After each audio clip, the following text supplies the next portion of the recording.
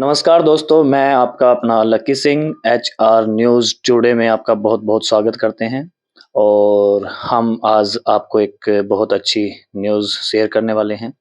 जैसा कि आप जानते हैं, जैसे-जैसे ठंड का माहौल बढ़ता जा रहा है, उसी हिसाब से पंचायती चुनाव के हिसाब से बहुत ज़्यादा गर्मी-गर्मी का माहौल है और इस गरमा-गर्मी में आज हम गाँव नैन से आपको बातचीत कराएँगे सोनू कुमार जी से और बातचीत करेंगे और उनसे जानेंगे कि गाँव नैन में जो पंचायती माहौल है वो क्या चल रहा है और किस हिसाब से हैं और हम आपको बता दें कि जो अभी के सोनू कुमार जी हमारे साथ में बैठे हैं, तो सोनू कुमार जी जो हैं वो अभी ग्राम पंचायत नैन से सरपंच पद के उम्मीदवार भी हैं और ये अभी पंचायत का इलेक्शन भी यहाँ से लड़ रहे हैं। तो इनसे जानेंगे और गाँव की स्थिति के बारे में और माहौल के बारे में आप सभी को सूचना देंगे। तो सोनू कुमार जी, हमारे जो दर्शक आप स को देख रहे हैं, उनको आप हमारे दर्शकों को आपके गाँव के जो माहौल है सरपंची का, उसको लेकर के आपका क्या राय रहेगी, वो पहले हम जानने की कोशिश करेंगे आपसे। सबसे पहले तो जी एचआर न्यूज़ टुडे देखने वालों को मेरी तरफ से राम राम और धन्यवाद जी आपका। मतलब कि इस लायक समझा कि सोनू भी इंटरव्यू देने के लायक है, तो आपका भी मैं तहे दिल से धन्यवाद करता हूँ। और ये है जो इलेक्शन की बात आती है, तो मैं सभी गांव वालों से यही कहना चाहूंगा कि इलेक्शन 2 तारीख तक है जी। उसके बाद ताउम्र गांव में रहना है, तो आप इसका भाईचारा मत खराब करें। सोनू ने बहुत अच्छी बात बोली है और जो राजनीति मुद्दे होते हैं, ये इलेक्शन के टाइम पर बहुत ज़्यादा उभर के आते हैं, इसमें बहुत सारा माहौल खराब होता है, तो हम सभी अपने दर्शकों को एक बात कहना चाहेंगे, राजनीति राजनीति के टाइम पर करो, लेकिन अपने भाईचारे को खराब मत होने दो। ये माहौल जो खराब कर रहे हैं, बहुत कम लोग होते हैं जो शरारती तत्व होते हैं, जो भड़कावा इधर-उधर की बातें करने के बाद उनको और कोई काम ही नहीं होता, तो उन सभी बातों को ध्यान में ना रख कर के हमें भाईचारे को बढ़ाए रखना है। और सोनू जी, मैं आपसे जानना चाहता हूँ कि नैन गाँव से कितने कैंडिडेट अभी करंट में इलेक्शन लड़ रहे हैं? सरपंच पद के लिए जी 10 कैंडिडेट हैं। 10 कैंडिडेट और आपके गाँव की अगर वोटिंग की बात की जाए तो करंट में अभी आपकी वोटिंग कितनी होगी आपके गाँव की? करंट में है जी 2100 कुछ वोट है। 2100 वोट है और 10 कैंडिडेट इलेक्शन लड़ रहे हैं पंचायती सरपंच पद के उम्मीदवार जो हैं वो 10 कैंडिडेट लड़ रहे हैं। तो ऐसा क्या है कि मतलब इस छोटे से गाँव के अंदर और 2100 वोटिंग होने के कारण भी मतलब 10 कैंडिडेट इतने ज़्यादा कैंडिडेट होने का मतलब समझ में नहीं आ रहा। क्या आप हमारे दर्शकों को खुल के बताना चाहोगे क्या रीज़न क्या रही है? देखो जी, ये सभी का अधिकार है। 10 और जैसे कि 17 फार्म भरे गए थे, जी। 7 ने अपने वापसी ले लिए हैं, लेकिन उन 7 का भी अधिकार था और इन 10 का भी है। ठीक है, गाँव में जो है जिसकी वोट है, जो कंडीशन पास करता है, सभी का अधिकार है, चुनाव लड़ सकते हैं। ये चुनाव लड़ने का अधिकार सभी का होता है और हर गाँव के इंसान जो भी हैं, जो सरपंच पद के उम्मीदवार होते हैं, वो सभी इलेक्शन लड़ते हैं। लेकिन कुछ गुप्त सूत्रों के हवाले से हमारे को भी एक सूचना मिलती है और उस सूचना के आधार पर हम भी बात करना चाहेंगे, हमारे दर्शकों को भी बताना चाहेंगे कि यहाँ पर जो पंचायती चुनाव है, वो मुद्दे के हिसाब से लड़े जाते हैं या लालच जिसको हम बोल देते हैं कि आपके गाँव के अंदर हमें पता लगा है कि पैसा बहुत ज़्यादा आ रहा है। पंचायती का जो पैसा है वो बहुत ज़्यादा है, तो इसके बारे में आप क्या कहना चाहोगे? ऐसा जी मैं और का तो नहीं बता सकता, लेकिन मैं चुनाव लड़ रहा हूँ मुद्दों पे। तो आप क्या मुद्दे लेकर आए हैं? वो मुद्दे आप हमारी जनता को बताना चाहोगे? है जी 3 मुद्दे हैं जो इस पे मैं काम करना चाहूँगा। अगर ये गाँव मेरे को सरपंच चुनते हैं तो मैं 3 मुद्दों पे ही काम करूँगा। पहला मुद्दा है जी एजुकेशन का, दूसरा खेल का और स्वास्थ्य का। तो एजुकेशन के मामले में हम आपसे बात करना चाहते हैं। आपने जैसा हमारे दर्शकों को बताया कि आप पहला मुद्दा जो लेकर के चल रहे हैं वो एजुकेशन के मामले में चल रहे हैं। तो एजुकेशन के मामले में आप क्या पहल करने वाले हैं? ये आप हमारे दर्शकों को बताओगे? एजुकेशन के मामले में पहले ये है जी, एक तो मेरे गाँव में बहुत अच्छे बच्चे हैं, टैलेंटेड बच्चे हैं और यहाँ पे स्कूल +2 तक है। उसके बाद मतलब कि कोचिंग करने के लिए, कोचिंग लेने के लिए फार्म किसी मतलब ये रखा है अभी किसी जॉब के लिए तैयारी करते हैं, कोचिंग लेते हैं, तो शहर बहुत दूर है, आने जाने की भी सुविधा नहीं है, तो ट्रांसपोर्ट की सुविधा बहुत कम है। तो मैं यही करूँगा कि कोशिश ये रहेगी गाँव में 2 लाइब्रेरी खोली जाए और वहाँ पे फ्री कोचिंग फ्री कोचिंग दी जाए, जो भी खर्चा होगा वो पंचायत की तरफ से होगा। जी। 2 लाइब्रेरी ओपन करने का मकसद क्या है? वो भी अब हम आपसे जानना चाहेंगे। लाइब्रेरी ओपन करना चाहते हो आप, बहुत अच्छी बात है, लेकिन 2 लाइब्रेरी ओपन करने का मकसद क्या है? उसके पीछे क्या कारण है, वो बताओगे? 2 लाइब्रेरी ये है जी कि मैं सोच रहा हूँ लड़कों का ग्रुप अलग हो और लड़कियों का अलग हो।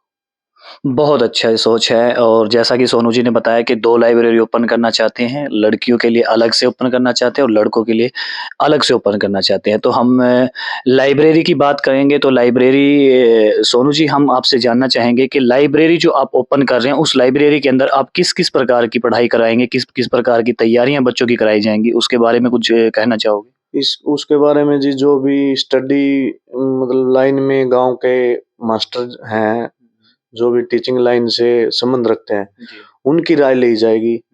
वो उनको उनकी एक टीम बनाई जाएगी, कमेटी बनाई जाएगी, जिस हिसाब से वो बोलेंगे तो उस हिसाब से ही लाइब्रेरी में पुस्तकें रखी जाएँगी। जी। ठीक है, बहुत अच्छी बात है और उसके बाद आपने एक मुद्दा सेकंड जो बताया, वो बताया आपने स्वास्थ्य का। स्वास्थ्य के बारे में आप के गाँव के जो दर्शक जो आपसे उम्मीद कर रहे हैं, जो अभी देख रहे हैं, तो उनको आप क्या मैसेज देना चाहोगे? और स्वास्थ्य के ऊपर आप किस तरीके से काम करना चाहते हो? मेरे को इस बारे में भी थोड़ा-सा स्वास्थ्य तो ये है जी जैसे कि स्वास्थ्य की अगर बात करें, तो स्वस्थ आदमी मतलब मनुष्य वहाँ रहेगा जहाँ पे सफाई होगी। सबसे पहला मुद्दा तो गाँव की सफाई का रहेगा। मेरे गाँव के चारों तरफ देखो आप गंदगी फैली हुई है। तो गंदगी को एकत्रित करने के लिए एक डंपिंग पॉइंट बनाया जाएगा, जहाँ पे कचरा एकत्र होगा। वो कचरा क्या है कि जैसे आप दिल्ली जाते हो कभी, तो आप बाईपास पे देखते हो कि डंपिंग पॉइंट है दिल्ली का। तो उस शहर की तर्ज पे ही मैं अपने गाँव का कचरा उठाने के लिए एक डंपिंग पॉइंट बनाऊँगा और वो सारा कचरा वहाँ पे होगा, गाँव में साफ-सफाई होगी, जिससे गंदगी न फैलने के कारण स्वस्थ जीवन जी सकते हैं, अच्छी स्वस्थ हवा मनुष्य ले सकता है। और दूसरी है जी जैसे कि गाँव है शहर से हट के, आने-जाने में समस्या, किसी के पास अपने पर्सनल साधन बहुत कम है।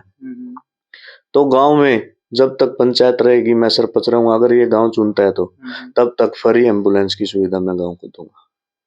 बहुत अच्छी सोच है और इन्होंने बताया कि हम स्वास्थ्य के बारे में, साफ-सफाई का भी ब विशेष ध्यान गाँव के अंदर रखेंगे और साथ ही में इन्होंने बताया कि अगर गाँव के लोग इनको सरपंच पद के उम्मीदवार जो हैं, ये अगर चुने जाते हैं, गाँव में सरपंच पद इनको अगर हासिल होता है, तो ये जब तक भी सरपंच रहेंगे, तो आपके गाँव को 24 घंटे एम्बुलेंस की सुविधा भी दी जाएगी। तो सोनू जी ने एक मुद्दा और बताया है आपका स्वास्थ्य में एक बात और है, जैसे कि मेरे गाँव में पंचायती ज़मीन है, वो गाँव के ही लोग उसको ठेके पे लेते हैं। जी, जी। तो एक अलग से स्कीम मेरे जो दिमाग में है वो रखी जाएगी कि जो भी खेती करता है, अपने खाने के मतलब जो अनाज पैदा करेगा, अगर वो बिना पेस्टिसाइड के फ्री पेस्टिसाइड उसको करेंगे तो 20% डिस्काउंट उसको मतलब कि बोली में 20% डिस्काउंट दिया जाएगा। उससे क्या होगा कि जो खाद दवाई बहुत कम होगी, स्वस्थ अनाज मिलेगा, पेस्टिसाइड रहित, तो उसमें ऑटोमेटिक ही स्वस्थ है। ऑर्गेनिक खेती अगर घर के लिए, खाने के लिए, ये तो नहीं कहता मैं सारा ही एकदम करेंगे तो जमींदार लॉस में आ जाएगा। जी, जी। तो अपने-अपने लिए, घर के लिए अगर सभी करेंगे और वो सरकारी ज़मीन में, पंचायती ज़मीन में करेंगे, तो उसको 20% डिस्काउंट, 20-25 जो भी पॉसिबल होगा, वो डिस्काउंट दिलाने का भी काम करेंगे। बहुत अच्छी सोच है सोनू कुमार जी ने जैसे बताया और हम अपने दर्शकों को भी बताना चाहेंगे कि ऑर्गेनिक को अपनाओगे तो ज़्यादा स्वस्थ रहोगे और ज़रूरी नहीं है कि आप पंचायती ज़मीन या सोनू के इंतज़ार करें। इसको तो थोड़ा-सा आप अपनी जो आपकी पर्सनली ज़मीन है, आप उसके अंदर भी थोड़ा-सा इसके ऊपर ध्यान दें। जैसा वो एक कहावत भी है, जैसा खाए अन्न वैसा होए मन, तो आप जैसा खाओगे वैसे ही स्वस्थ आपका रहेगा। हाँ, ये है कि कोई पंचायती ज़मीन ना भी ले रहा है, आप अपनी में कर रहा है, वो अपने लिए भी ऑर्गेनिक करेगा, ऑर्गेनिक खेती करेगा तो पंचायत की तरफ से उसको पूरा सहयोग दिया जाएगा। बहुत अच्छी बात है और अभी एक मुद्दा सोनू जी ने उठाया कि खेल के लिए, तो हम बात करने चाहेंगे कि खेल के लिए आप गाँव के जो बच्चे हैं, जो युवा पीढ़ी है, जो जिसके ऊपर पूरा गाँव का भविष्य टिका होता है, उनके बारे में आप क्या सोच रखते हो? उसके बारे में है जी देखो मेरे गाँव में जितने भी आस-पड़ोस के गाँव हैं, किसी में इतनी लंबा-चौड़ा स्टेडियम नहीं है। लेकिन आज तक उसकी तरफ किसी ने ध्यान नहीं दिया है।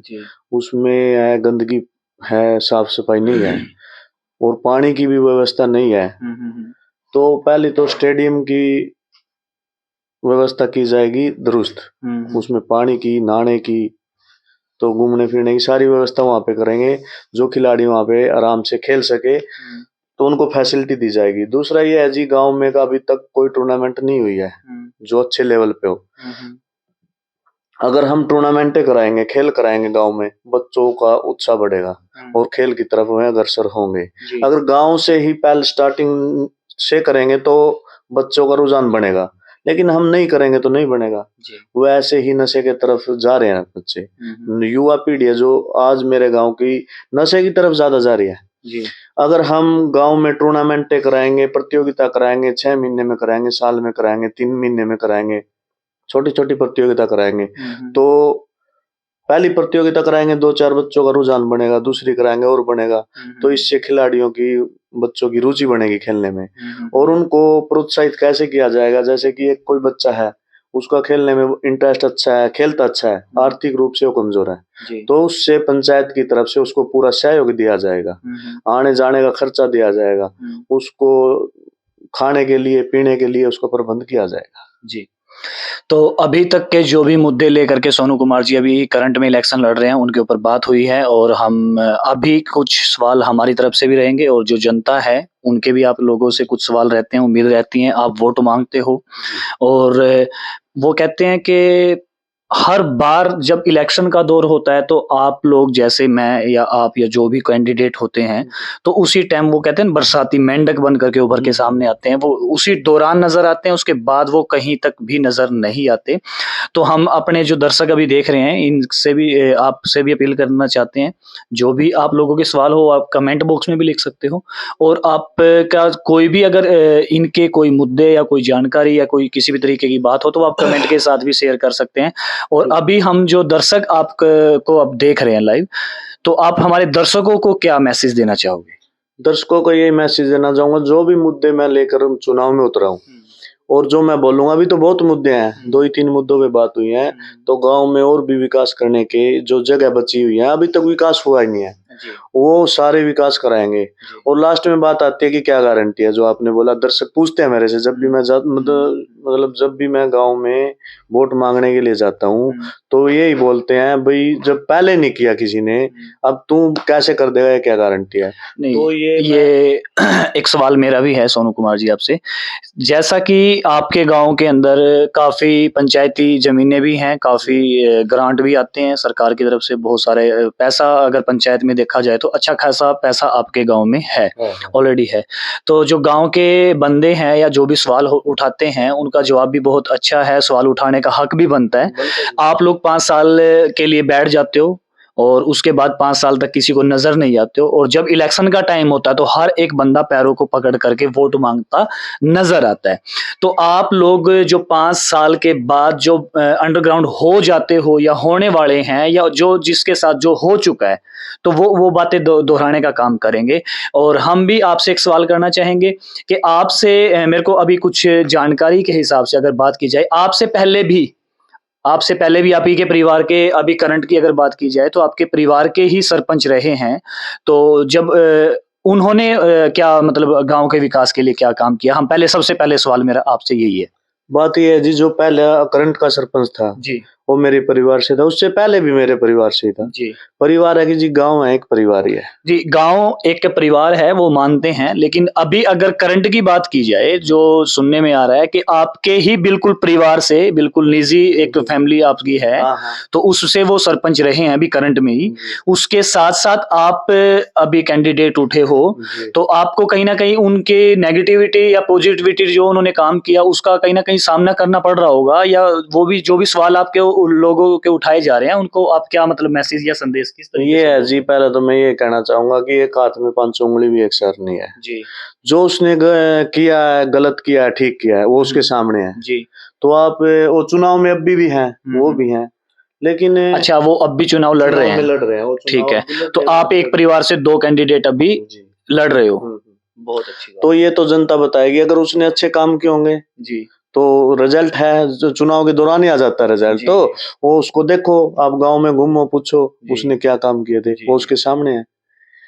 तो रही बात, अगर हम बात करें गाँव के विकास के लिए, पंचायत के पैसे के लिए, तो पैसा तो बहुत ज़्यादा है, सभी को पता है और उस पैसे की आमदनी, गाँव की पंचायत की आमदनी के हिसाब से गाँव की तरफ कोई भी विकास का रुझान आज से पहले नहीं हुआ है। और रही बात, क्या एक गारंटी लगा लो या एक श्योरिटी लगा लो, एक दिल जीतने वाली बात लगा लो कि एक विश्वास पात्र इंसान कौन, आखिर कौन, किसके ऊपर विश्वास किया जाए, कौन खरा उतरेगा। तो कहीं न कहीं जैसा भी है, मतलब आपके परिवार से भी इलेक्शन लड़ चुके हैं, जीत चुके हैं, आपके गाँव से बहुत सारे सरपंच पहले बन चुके हैं, जीत चुके हैं। तो बात घूम फिर करके वही आती है कि विकास कोई नहीं करता, सब अपनी पॉकेट भरते हैं, अपना हिसाब-किताब अच्छा बना लेते हैं, उसके बाद गाँव जाए कहीं भी। तो कहीं उन लोगों में से कहीं आप भी उन्हीं जैसे निकले तो?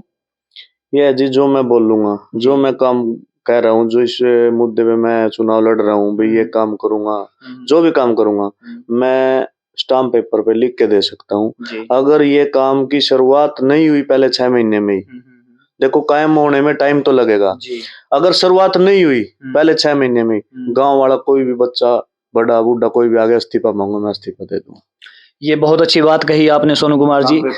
इस्तीफा देने के लिए अगर इस तरीके से अगर हम पंचायती चुनाव का कोई भी किसी भी गाँव से अगर हमारे जो कैंडिडेट होते हैं और वो विकास के जो दावे करते हैं, जो कहते हैं कि हम ये करा देंगे, तो ये भी हो सकता है अगर हम लोग पहल करें। सोनू कुमार जी की सोच अच्छी लगी हमारे को कि अगर कोई परिवार का सदस्य या गाँव का कोई भी सदस्य, चाहे वो उसकी डिटेल ले सकता है, अगर उनको लगे कि हाँ, इस तरीके से ये बंदा काम नहीं कर रहा है, तो एक स्टाम्प पेपर एडवांस में रख ले, जो ज़्यादा मुद्दे लेकर के आए या जो ज़्यादा चिकनी-चुपड़ी बातें करके आप लोगों से वोट माँगने के वादे करता है, तो उनसे आप इस तरीके का एफिडेविट एक साइन करवा लें, ताकि थोड़ा-सा उसको ब्लैकमेल कह लो या उसको कहने का थोड़ा-सा रास्ता आपके पास बच जाए। तो सोनू कुमार ने बहुत अच्छी पहल की है और ये बहुत अच्छा विचार भी, एक सुझाव भी हम कहेंगे आप लोगों को, और सभी गाँव वासियों के लिए बहुत अच्छी एक सुझाव भी रहेगा। तो इस तरीके के अगर आज हम एफिडेविट साइन करा करके आपको पंचायती मतलब पंचायत आपके हाथ में सौंपते हैं और अगर कल आप नज़रअंदाज करके और इस्तीफा ना दो तो? जब मैं बोल रहा हूँ स्टाम्प पेपर दे रहा हूँ, अनुमान तो उन्हीं में छत्ती फाड़ के दिखाऊं। नहीं, बहुत अच्छी बात है। मैं बिल्कुल, अगर ये है जी, पहली तो बात ये होगा ही नहीं कि कोई आगे इस्तीफा मांग सके जी, क्योंकि जो मुद्दे मैं लेके चुनाव में उतरा हूँ मैं पूरे करूँगा। मैंने अपने मतलब कॉन्फिडेंस है, मैं दिल से बोल रहा हूँ ये बात जी, ये लुभावने वादे नहीं है, मैं दिल से बोल रहा हूँ। पहली तो बात ये होएगी नहीं कि कोई इस्तीफा मांगने की जरूरत पड़े। बाई दावे 1% पड़ भी जाए तो मैं निसंकोच इस्तीफा दे दूंगा। अगर ये पब्लिक किसी एक बंदे, मतलब कि कोई एक बंदा अपोजिट वाला आके कहे, वो तो नहीं चलेगा।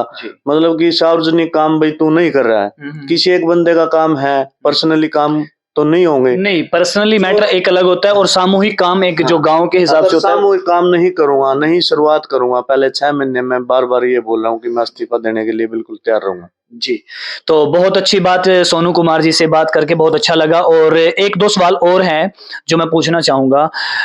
सोनू कुमार जी, जितने भी कैंडिडेट होते हैं, जो भी पंचायत के चुनाव लड़ते हैं, आखिर हम किसी और के ऊपर बात ना करके हम आपसे ही बात करते हैं। आज आपने भी अपना अच्छे तरीके से इश्तिहार छपवाए हैं और आपने जितना भी आपका जिस हिसाब से आप बना, उस हिसाब से आपने अपना प्रचार भी किया है। आप लोग जितने भी कैंडिडेट होते हैं, सभी कैंडिडेट बढ़ चढ़ करके अपने प्रचार में जुटे हुए हैं कि हमारे को वोट दो, हमारे को सपोर्ट करो और फलां-फलां समाज सेवी। जी, जी। तो समाज सेवी के बारे में मैं एक सवाल आपसे करना चाहूँगा, आखिर ये समाज सेवा होती क्या है? समाज सेवा ये है जी, जैसे कोई ज़रूरतमंद है, किसी को किसी चीज़ की ज़रूरत है एक टाइम, वो उसके पास नहीं है, मेरे पास है, उसकी हेल्प करना। कोई मतलब किसी भी तरह से हेल्प लगाओ, वो बीमार है, उसको डॉक्टर के पास लेके जाना, एक टाइम पैसे नहीं है उस टाइम देना, पैसे कोई किसी के रखता नहीं जी, ठीक है। ज़रूरतमंद की ज़रूरत को पूरा करने की जो काम करता है वो समाज में ही जरूर, ये नहीं कि किसी एक पर्सनल का जी, समाज में किसी भी वर्ग से, किसी भी जाति से है तो सहायता करना है, जो वो समाज सेवा मानता हूँ। जी, सोनू जी ने बताया कि हम एक ज़रूरतमंद परिवार के लोग, जिसको जो जिस प्रकार की भी ज़रूरत होती है उसकी हम मदद करते हैं, तो वो एक समाज सेवा कहलाता है। तो सोनू कुमार जी, हम आपसे जानना चाहेंगे कि अगर मान के चलो आप समाज सेवा करते हैं और आपने आज से ये इलेक्शन के दौरान आप समाज सेवी के रूप में उभर कर आए हैं। अगर आपने समाज सेवा की होती तो मेरे हिसाब से, और जो दर्शक भी हैं ये भी शायद जानना चाहेंगे, अगर आप लोगों में से जितने भी लोग ये समाज सेवी बन कर के उभर के सामने आते हैं, बड़े-बड़े फ्लैक्स लगा करके ये बताने की कोशिश करते हैं, हाथ जोड़ करके नज़र आते हैं कि हम समाज सेवी, आपके अपने समाज सेवी, अगर आप लोग इतने अच्छे समाज सेवी होते हो या आपने पहले समाज में सेवा की है, तो मेरे हिसाब से तो आप लोगों को ये बवंडर और ये इस तरीके के इश्तिहार छपवाने की ज़रूरत नहीं होती, क्योंकि समाज सेवी का हर एक इंसान को और दूर-दूर तक के इंसानों को भी पता होता है कि हाँ, ये इंसान इस तरीके का है। क्या आपके हिसाब से उसको मतलब ये फ्लेक्स लगा करके, पोस्टर छपवा करके अपने आप को बताने की ज़रूरत है कि मैं समाज सेवी हूँ? जो भी है वो सब जनता जानती है, कौन समाज सेवी है, कौन नहीं। लिखवाने से और ये पोस्टरों पे छपाने से कोई समाज सेवी नहीं बनता, ये जी, सभी जानते हैं। जी। और मैंने देखो एक ये अपने आप को मतलब ये दिखाने के लिए पब्लिक में हुँ, हुँ। टाइम बहुत कम था, मैंने पोस्टर वगैरह भी 2-4 दिन पहले छपवाए हैं। हुँ, हुँ। तो सिर्फ़ एक ये दिखाने के लिए कि हाँ, ये बंदा इलेक्शन में है हुँ, और ये है। मेरे पोस्टरों पे आप कहीं भी ये लिखा नहीं देखोगे कि प्रमुख समाज सेवी, हुँ, कोई कैसे भी, तो हुँ, ये बातें नहीं लिखी है। और गाँव में घूम के देखो, पूछो, हुँ, मेरा तो इतिहास रहा है कि मेरे दादा से हुँ। और आज तक हम समाज सेवी रहे हैं। चलो, आप समाज सेवी रहे हैं और हम भी जानना चाहेंगे और हमारे जो दर्शक हैं वो भी जानना चाहेंगे कि आपने समाज के अंदर ऐसी कौन-सी सेवा की जिससे आप अपने मुँह से अब ये बोल रहे हो कि आप समाज सेवी हो? क्या आप कोई ऐसा कोई काम जो सामूहिक काम समाज के अंदर जो देखने लायक, या आप लोग उसको बता सकते हैं कि हाँ, हमारे दादा ने, पिता ने या हमने समाज के अंदर ये समाज सेवा की जिसके कारण हमारे को समाज सेवी एक शब्द जो है वो हमारे को सूट करता है या हमारे को लोग देते हैं। देखो, इतना मैं अपने बारे में तो नहीं कह सकता कि मैंने इतना कुछ किया अभी तक। जी। तो जो मेरे दादाजी थे, हुँ, हुँ। स्वर्गीय मनफूल जी, जी, तो गाँव में किसी से भी पूछो कि उसने समाज सेवा की या नहीं की, जी, तो वो समाज सेवी थे। और उसी को जैसे जितना भी हम उससे चलाया जा रहा है, जी, हम अभी तक उसकी ये परंपरा को चला रहे हैं। जी, जी, जितना भी बन रहा है, जी, थोड़ा उससे उस जितना तो नहीं कर पाए और नहीं कर पावे भी नहीं। जी, जी। तो जितना भी कर रहे हैं उसकी इस परंपरा को हम अभी तक चला रहे हैं। वो हमेशा ही गरीब देश ही रहे थे। हुँ, हुँ, और आगे मेरे पापा जी हैं, मेरे चाचा जी हैं, वो बीमार हो गए हैं अभी, हुँ, बोल नहीं सकते। हुँ, तो पूरा गाँव से आप ये मैं अपने मुँह से नहीं कह सकता कि हम इतना कुछ करा उन्होंने किया। हुँ, गाँव में गरीब आदमी के पास, किसी के भी पास जाके पूछो हुँ, कि स्वर्गीय मनफूल जी और मेरे अंकल जी हैं बलवान जी हुँ, हुँ, और मेरे पापा जी थे। हुँ, हुँ। तो इन्होंने मतलब कि गरीब के लिए क्या किया, नहीं किया, ये कि अपने आप ही कह रहे हैं कि हम जी, समाज सेवी थे। जी, जी। तो आप गाँव में पता कर सकते हो इस बारे बहुत अच्छी बात है सर। और हम अभी जो हमारे दर्शक हैं उनसे आप क्या अपील करना चाहते हो गाँव के विकास को लेकर के, और आने वाले पंचायती जो 2 तारीख को इलेक्शन हो रहे हैं उनको आप क्या सुझाव या कैसा क्या संदेश आप में। दे रहे देखो, हो? कुछ मुद्दे जो मैं शेयर करना चाह रहा था कि एक तो मेरे गाँव में आप घूम के देखो, मेरा क्या अपना आपका भी गाँव है, जी, जी, आपने भी इस बात का पता है। जी।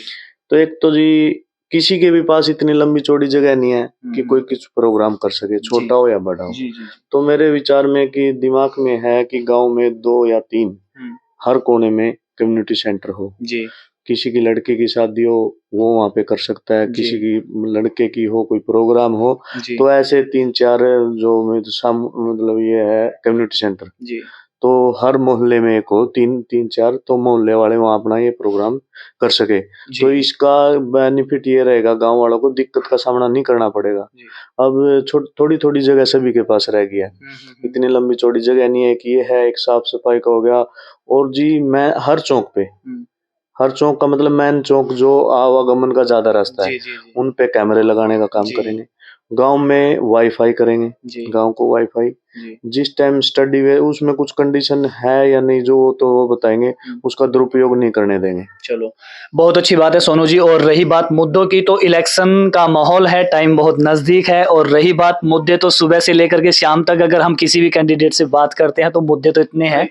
और जो भी मुद्दे हैं मैं सभी से अपील करना चाहूँगा, जितने भी मुद्दे आप लेकर के चलते हो, अगर मैं कहता हूँ आपके पास 10 मुद्दे हैं तो आप 10 में से अगर 5 मुद्दों के ऊपर भी काम करते हो तो जनता आपसे आपसे नाराज नहीं होगी और जनता कभी भी आपको नकारेगी नहीं। और हमारी जो जनता है, जो आप लोग देख रहे हो वीडियो को, ज्यादा से ज्यादा शेयर करना। और सोनू के जो विचार आपने आज सुने उसके बारे में, जो भी ये मुद्दे लेकर के आएंगे और जिस मुद्दों के ऊपर ये इलेक्शन लड़ रहे हैं, अगर इनको मौका मिलता है तो ये देखते हैं कितना खरा उतरते हैं। और आप लोग जितना इनको सपोर्ट करते हो या किसी भी कैंडिडेट को सपोर्ट करते हो, आप अगर इनको सपोर्ट करते हो, इनके मुद्दे को सपोर्ट करते हो या आप इनकी विचारों को सपोर्ट करते हो, तो आप कमेंट सेक्शन में जाकर के कमेंट करिएगा और हमारी वीडियोस को ज्यादा से ज्यादा शेयर कीजिएगा और हमारे चैनल को HR न्यूज टुडे को सब्सक्राइब जरूर करें। बहुत बहुत धन्यवाद।